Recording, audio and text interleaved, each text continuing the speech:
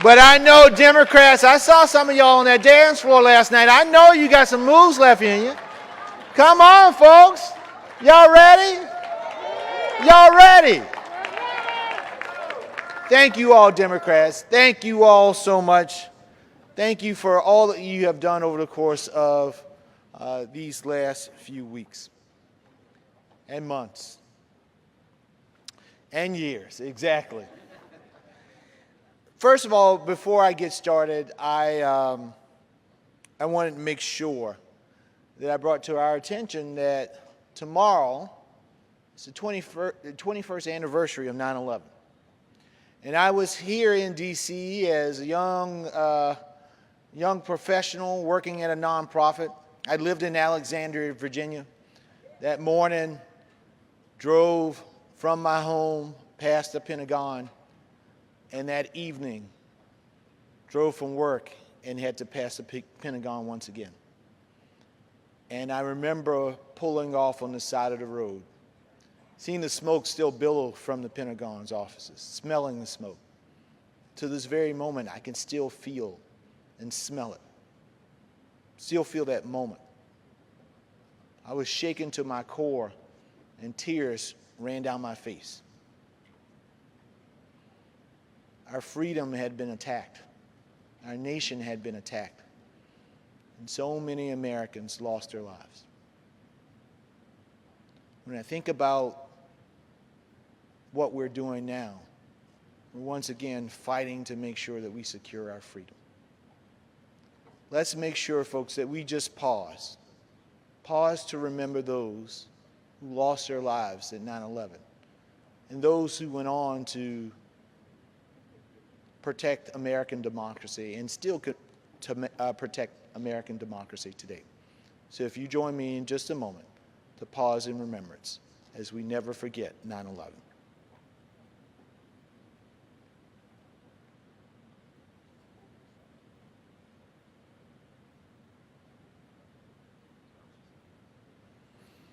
Thank you, my friends. You know, folks, this really has been a fantastic week.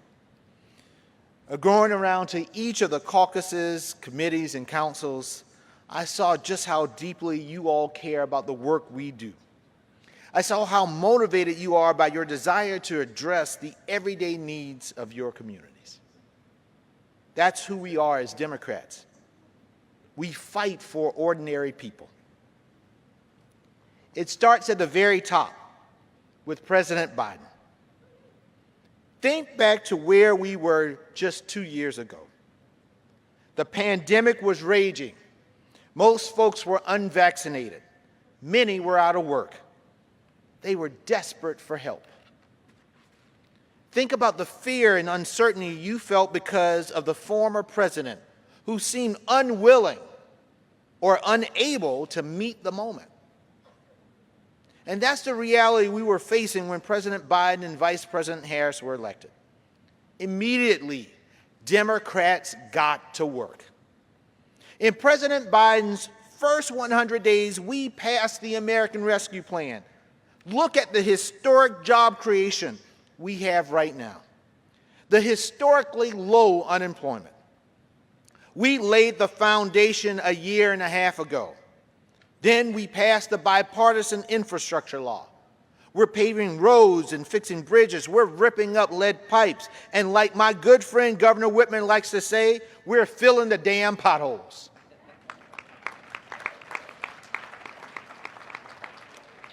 In places like the Low Country in South Carolina, where we've watched hospitals close left and right, this bill will make sure folks have the internet that they need for telehealth. Parents in places like St. Louis can finally stop worrying if the Superfund site down the road is poisoning their kids. We passed the bipartisan Safer Communities Act, the most significant gun safety law in decades. Thoughts and prayers were not enough, my friends. We needed to do something to make sure kids would feel safe at school, and so we did. We put Justice Jackson on the Supreme Court because it was long past time to build a court that looks more like our nation. I like to say during those hearings they called her everything but a child of God, but today, my friends, they are calling her Madam Justice. Every little black girl in this country now knows that if they put their mind to it, they can be a Supreme Court justice when they grow up. These accomplishments, my friends, we're just getting started. Last month, the president kicked it into high gear. He signed the Inflation Reduction Act, the CHIPS and Science Act, and the PACT Act. With these laws, we're going to take care of our veterans, bring down costs, lower the price of drugs like insulin, and make our nation's single largest investment in climate action ever.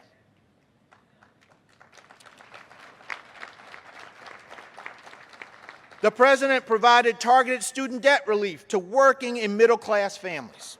Yes, yes. Who are these people? These are the nurses who keep us healthy, the teachers who educate our kids, the police officers who keep us safe. They deserve our support. My friends, any one of these accomplishments would be monumental. They would define a presidency. We got it done in less than 2 years. In less than 2 years, we stood up to the NRA. We stood up to the big oil and big pharma. We stood up to billionaire tax cheats and giant corporations. We sent a powerful message to all of the special interests. When Democrats are in charge, the government works for everyday folks. My friends, in 60 days, we can ensure our government continues working for you. The Republicans have told us who they care about, and I can tell you, it's not working people. If they worked for working people, then they wouldn't want to cut Social Security and Medicare. If they worked for working people, then they wouldn't be threatening our health care. They wouldn't have blocked Democrats from capping the cost of insulin at $35. If they worked for working people, they wouldn't have been fist bumping after trying to tank a bill to expand health care for our veterans. If they worked for working people, they wouldn't be pushing extreme abortion bans across the country with no exceptions for rape or incest, bans that affect the people we love. If they worked for working people, they wouldn't be making it harder for ordinary people to just have their voices heard. But that's who they are.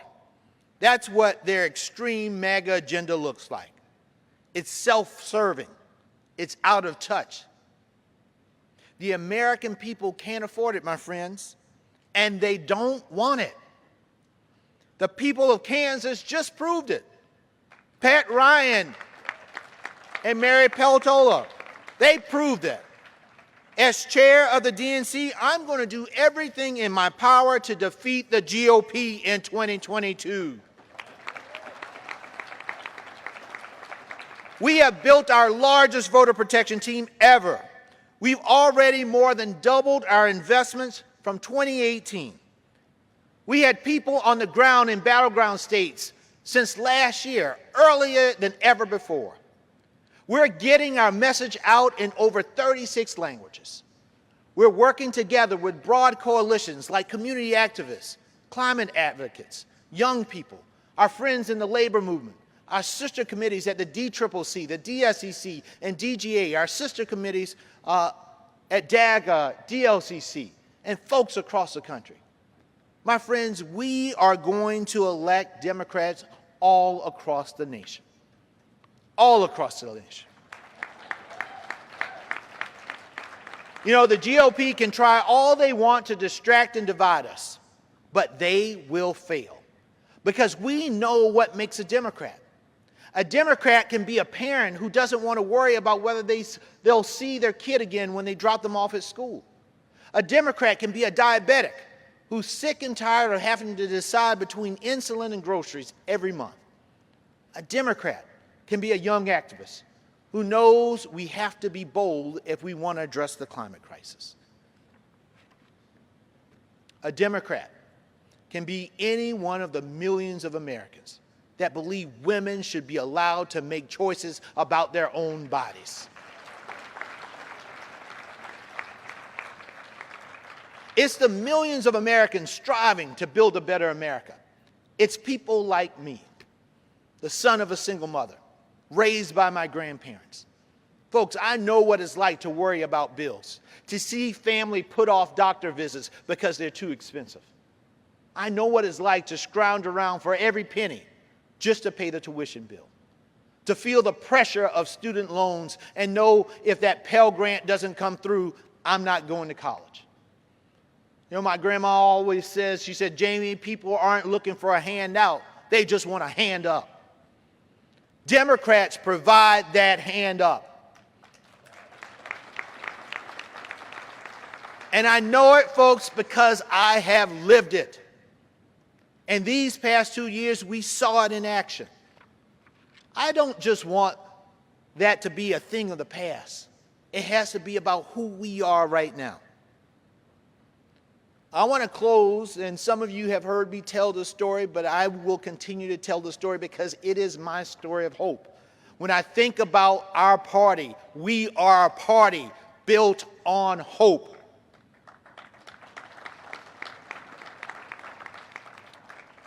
Many of you know that I used to work on Capitol Hill, and I was in my office late at night. There was a black woman, member of the custodial staff, who was walking by my door. And she kept walking by. And finally she stopped, and I looked up and I saw her there in the doorway. And I said, ma'am, do you need to come to my office? And she said, yes. Then she said, you know, I come into your office every night, and I look at the pictures on your wall. They're very nice. I said, thank you. You know, I can go to another room if you need me to. And she said, no, you stay. She said, I want to ask you something. She said, are you from South Carolina? I said, yes, ma'am, I am. Are you from Orangeburg? I said, yes, ma'am. She said, now, is this a picture of your mom that's on the wall? I said, yes, ma'am, that's my mom. She said, is your mom's name Patricia? Patricia Harrison? I said, yes, ma'am, my mom's name is Patricia Harrison. And she put her hand over her mouth and she started trembling. And she said, oh my God, I know your mother. I went to high school with your mother. I remember when your mom had to drop out of high school in order to have you. And folks, tears started rolling down her eyes. She started crying, and I started crying too. And she grabbed me and she hugged me and she said this. She said, never in a million years would I have ever thought that Patricia Harrison's baby would make it right here to this Capitol.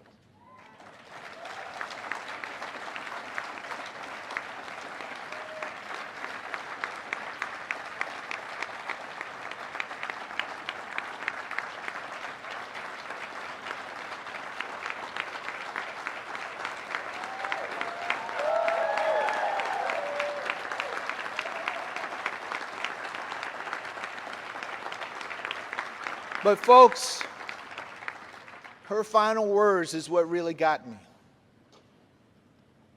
Because she said all that and she said, you give me hope. My friends, each and every one of you gives me hope. When the pundits and the doubters and the GOP try to get me down, I think of each and every one of you. Our state party chairs and vice chairs who are finding new ways to reach voters. You give me hope. Our voter protection staff working to secure our sacred right to vote. You give me hope. Our young DNC staffers who in their free time are registering young people at Harry Styles concerts because they care so deeply. You give me hope. Our caucuses and our councils that ensure that our party is a big, inclusive tent that looks like America. You give me hope. Our volunteers and organizers who show up for their communities every single day. You give me hope. My friends, I have learned in my life, you can never beat hope. You can't beat the hope, the hard work, the love, and commitment of people who are people of hope. Folks ask me why I've always been so positive about our chances in November. And that is why. Because I know we've got what the GOP will never have. Each and every one of you. We got 59 days left, folks. Let that hope fuel you. In South Carolina, we say, while I breathe, I hope. But folks, I want you to go all across this country and let people know hope alone ain't going to be enough. We have to act. So our mantra for this Democratic Party over the next few years and few days is not while I breathe, I hope, but while I breathe, I vote. While I breathe, I mobilize. While I breathe, I organize. While I breathe, I protect our voters. That is who we are. That is who we are as a party.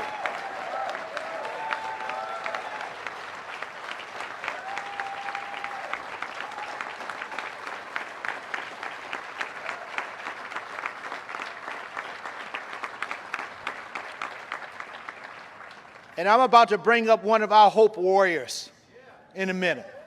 But before I introduce our Vice President, I want to take a moment to thank a young man who's been an integral part of my team as chair, my speechwriter, Dhruv Singh.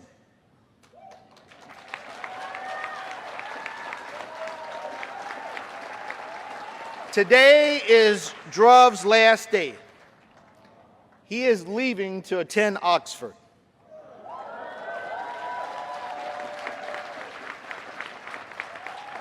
Young people like Dhruv give me hope for the future of our party. Dhruv, from the bottom of my heart, you are such a talent. I'm going to miss you, brother. Thank you.